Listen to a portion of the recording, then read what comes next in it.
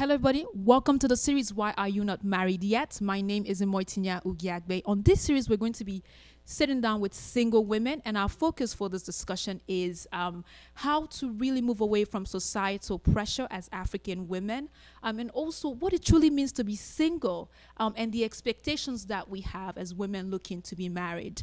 But we'll be right back. Hello, everybody. Thank you for clicking my channel. My name is Imoitinya, and I am a visual storyteller.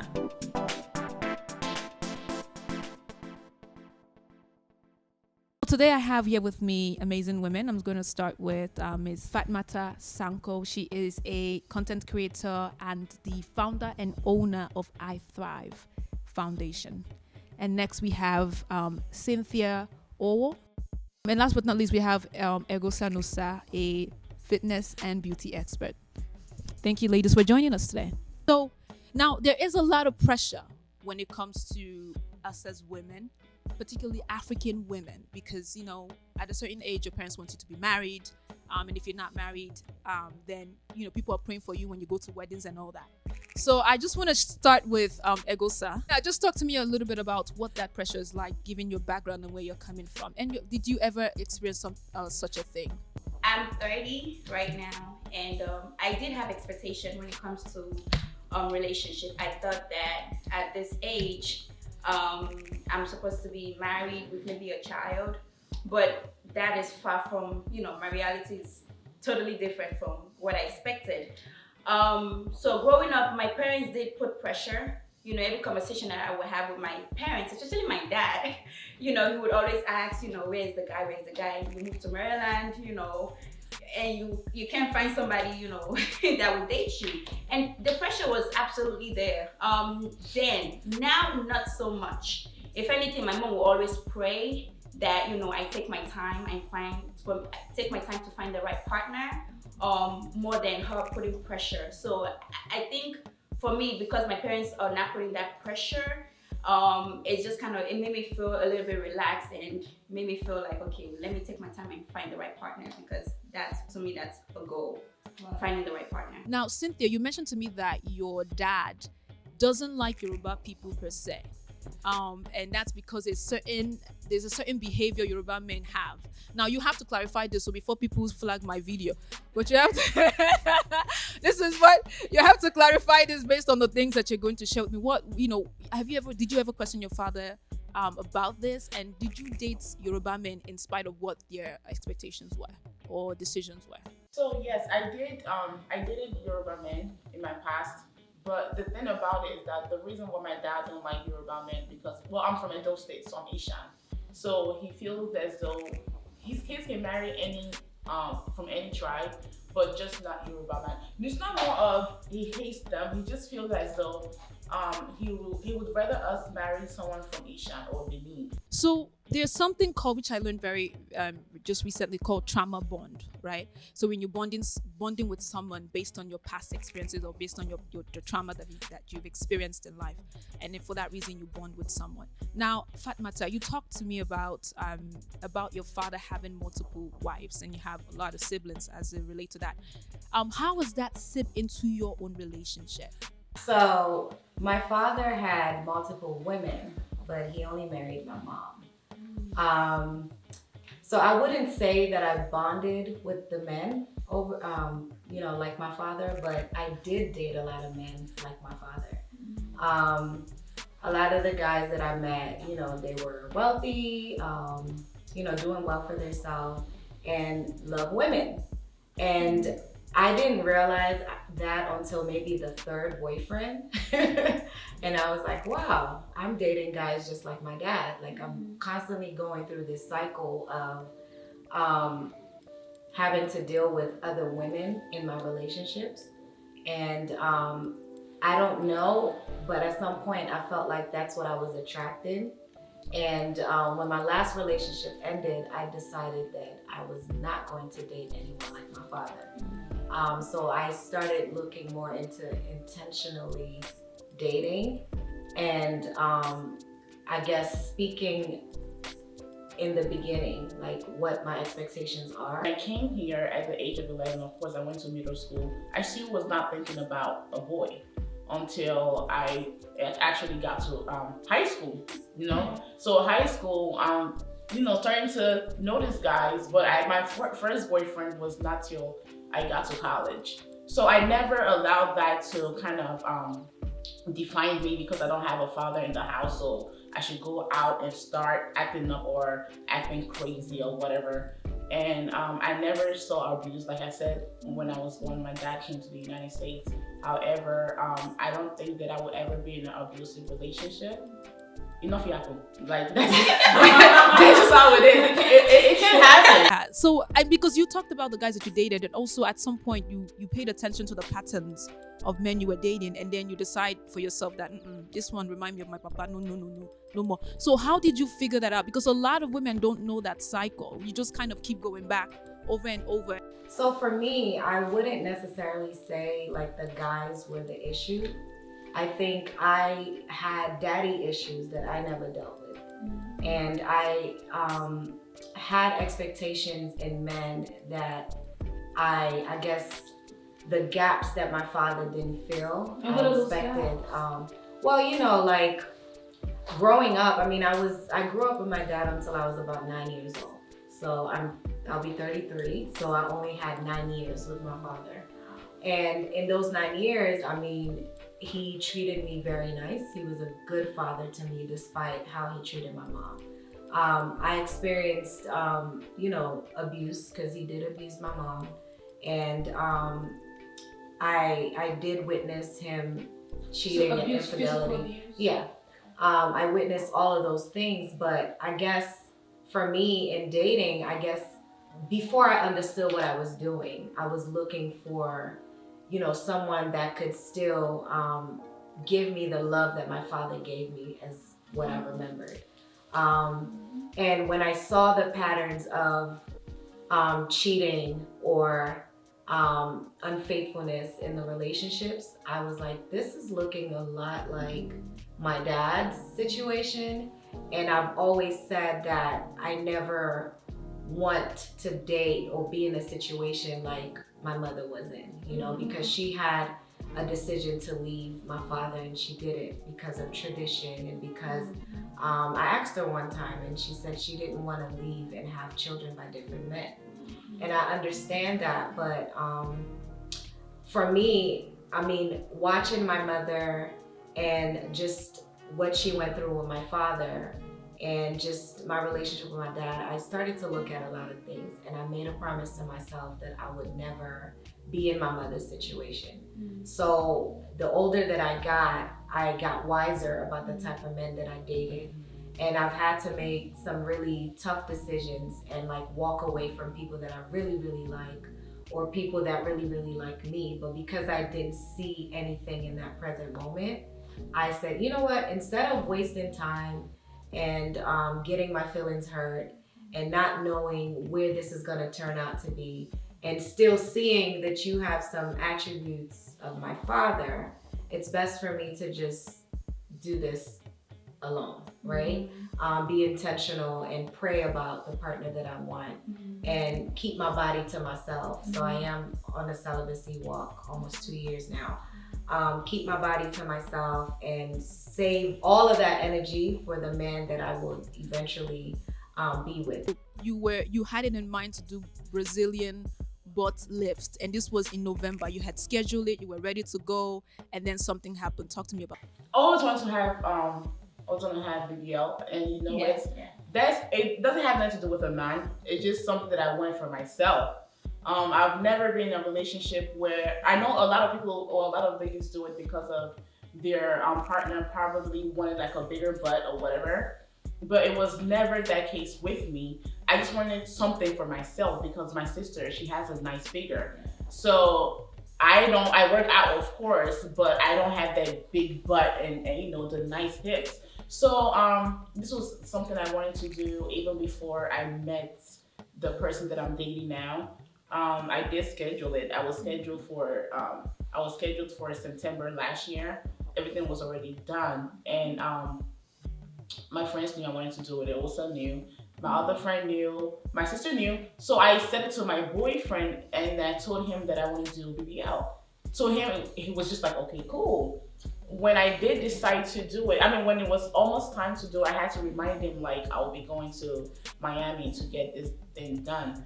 And that was when I realized that he didn't want me to do it. So to him, he felt like, what am I doing the BDL for? That I'm perfect the way I am. And I said that, but I'm doing it for myself. It doesn't have nothing to do with you. So he just said that he understands that, but do I know how many people died of from that procedure itself? So I listened to his opinion or advice, not because I felt like, oh, he likes me the way I am, because this is somebody that I care about, and this is somebody that I want to start a future with. If it were just like a regular boyfriend, I was doing. So when it comes to body modification, it's crazy because Cynthia and I, we work out together, right? And this was this morning, and we watch a music video, and it's like half of the women, which is all you see is just nice shape, and even me, I have a little curve here and there. Okay, whatever. I also feel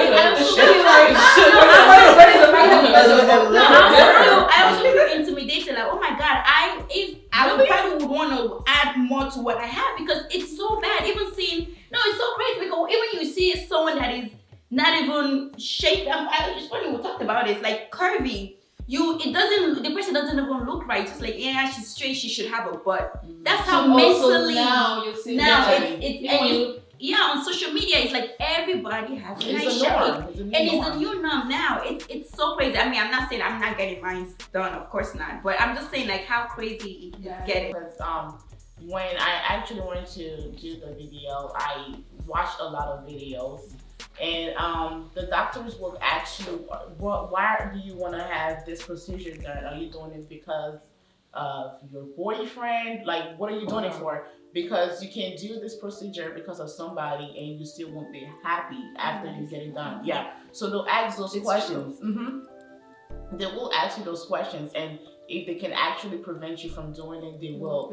Yeah, just more of advice. So that's one thing, like I said before, I've never dated a guy who said, oh, Cynthia, you're too skinny, you don't have no butt. I've always been fit, so it was just something that I wanted. One day my brother saw an eyelash on the floor, and the dude kept walking around the thing. Like, he would come and he just like walk around and I kept wondering, like, why is he like, I'm looking at him and he goes, what's that on the floor? So I walked over and I picked it up and I examined it. I'm like, it's eyelashes. He goes, oh, that irritates me. And I'm like, so some men don't even like eyelashes. So women, we do too much sometimes. We go over the top. What does it mean to be single? You can give me your layer, but I just want you to express to me, what does it truly mean to be single, and how have you been able to hold yourself up as long as you have, given your history and all? For me, like I mentioned earlier, just seeing the patterns with my dad and my family, I guess single for me is breaking generational curses. What does that mean? In my family, both my father's side and my mother's side, there's not an example of marriage that I would want. There are a lot of broken marriages. There aren't any, I can't think of an aunt and uncle that's married right now. You know what I mean? So when you say broken, people can be married and still be broken. You mean like broken physically, not living together? Well, one, because there were some deaths, so there are like a lot of single people, and then that's including my dad, because I lost my dad. And then two, there are uncles that, my whole family is Muslim, I'm Christian, but I have uncles that have 3, 4, 5 wives, and it's a norm. And I just can't see how, you can really, And then for my father's side, I don't even know too much, but I know there isn't any marriages. So for me, my example of marriage is always outside of my family. And so I wanted to be the one that my nieces and nephews can look up to. And I wanted to be the one to say, like, marriage is possible. Like I've said before, like, I want my life to make people believe in God, and I want my marriage to make people believe in love. Singleness means wholesome. Singleness means me finding my purpose. Yeah. Singleness means letting go of baggages and telling myself that it's okay, Ehosa. You know what I mean? Coming from the past experiences that I experienced, it broke me. It did badly, and I thought it wasn't going to. And I needed a break to say, okay, take time off. Yeah. If you have to disconnect from these men, disconnect from them, the right man would come. And I used to hate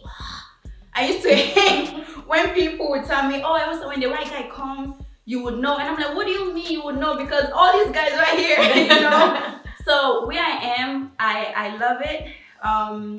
And I don't want to say that I want to be single forever, but where I am, it's intentional and intentional living. Yeah. You know, so to me, that's what I feel like singleness is, and distracting myself from those things that I feel like would constantly break me over and over and over again and would leave me so empty. Yeah. And I don't want that anymore. So if it takes for me to make a lot of sacrifices, then I'm ready to do it, and I'm doing that right now. And I feel a lot better. I feel I have peace of mind. I have clarity. I'm in this time. I'm also finding my purpose of what I like, and that's what it is. Fatmata, you shared with me about a friend of yours that you guys had, best friend, right? Used to be best friend, a friend. And you were open with her about your relationship, and then something happened while you were doing that. And I want you to share with me that experience, and also add as to how were you able to forgive her, forgive yourself, forgive the guy, and move on to the stage that you're in now. Absolutely. So yes, I did have an experience where a friend of mine called him my kryptonite. And I call this guy a soulmate. He's called me that as well. I never understood what that even was, right? So this person and I had something that was very passionate, very deep. I mean, I've had deep and passionate relationships, but this was different. And he was one of those people that know every secret there is to know about me. And then she was a friend, so I thought, that I can trust. And I thought we had a clear understanding of, you know, boundaries. We met when I was dating, you know, another person that her man was friends with, you know? So we thought it was very clear that we wouldn't cross these boundaries. So I'm the type of person, when I'm in love or I'm excited about anything, it could be going for a walk, right? Anything that I like, or food, I will brag about it to my friends nonstop. So to the point where I give so much detail where you want it, right? And so that's what I did with her. I had a similar experience. The person that I was dating before, it was like more of an off and on relationship. And I had a friend, and because any friend that I have, I like to bring them around my family, right? Because I am somebody that if I see you as a friend, you become a family to me. Absolutely. So my the dude was more of like a son to my family, my parents. My mom knew we were dating. My dad did not know. However, my sister and my friends at that time knew we were dating. But long story short, I got to find out that she started sleeping with him, and it was so shocking, because what was actually shocking to me was the fact that before then, even the guy told me, my boyfriend at that time told me to be careful with her. Everybody around me told me to be careful with her, but I just didn't see that. I didn't see her like that kind of person. And somebody from my family told me to be careful with her. So when it happened, it was like, wow, like really, you know, you could actually do that. I know that you're not this perfect person. I know the kind of things you do, but I never thought that you would do that to me. Yeah. So it was really shocking. It was heartbreaking, and but then after the situation, I find myself still kind of being friends with her. But then it was one day I had to sit down. I was thinking about my life, actually. I said, why am I still friends with this person, you know? Like, what does she have? It's not like she has something that she's giving to me. Right. So they're usually shaking. Yeah. So it was more of like I was trying to force a relationship that shouldn't be there anymore. So I had to just pray to God, and I just all of a sudden I just stopped talking to her. and then I blocked her number. That was Now, what you build with someone, especially when it's emotionally, it's very difficult to break away from. Mhm. So you can you have to go into like a mentally, what's it called, that fasting and prayer inside your head first, and then before you can physically cut off that relationship, Yes. right? But I want you to talk to me about your own experience that you shared with me. You dating this guy, didn't know he was married, and then you found out, and then how did that? First of all, how did you find out? If you can share me with that, Okay. and then what it does to you Okay. now, and what do you look out for when you're with somebody that you're interested in dating? Like, what are the tips that you would give the single women out there? When I met this guy, he wasn't even in a relation. He was in a relationship. He wasn't engaged. He wasn't married. We dated for a year and a half, almost 2 years, and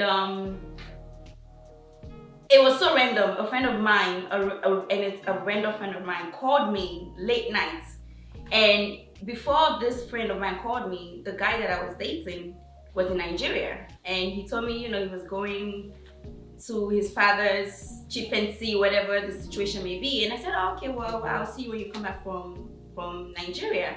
So this particular night, this guy called me, a friend of mine called me, and we were just talking, catching up, and he was just like, Elsa, what's going on now? You're single, who are you dating? And I'm like, oh yeah, there's this guy I'm talking to, and I gave him details of the guy without a name, just, and he was just like, this guy sounds familiar.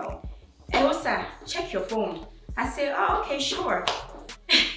I checked my phone. It was an engagement photo shoot of their wedding to be.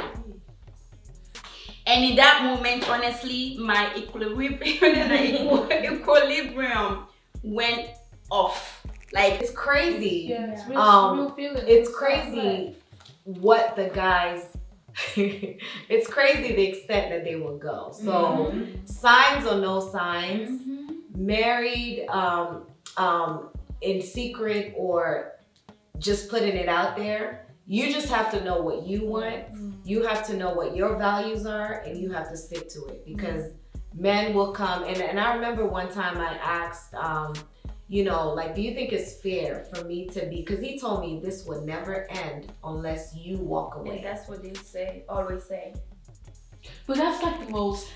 So what I said was, do you think it's fair for me to be a side joint for the rest of my life? Heck no. Do you think if I'm this important woman to you, you don't think that I should be married? You don't think that I should have a family? You know what I mean? So, ladies, know your worth, know what you want, and don't put it in a man. What are your expectations moving forward? What are you going to be looking out for from the mistakes that you've had? A man that would choose me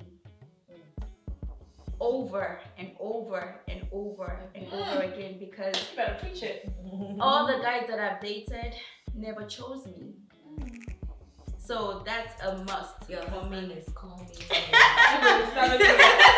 because that was a word. Yeah. Well, being that I'm in a relationship, I'll just say what I prayed for. Yes. I prayed for I prayed for a God-fearing man, of course, because I'm a Christian and I believe in God. So I wanted that as well. I wanted a man who is not self-centered, because I'm a selfless person.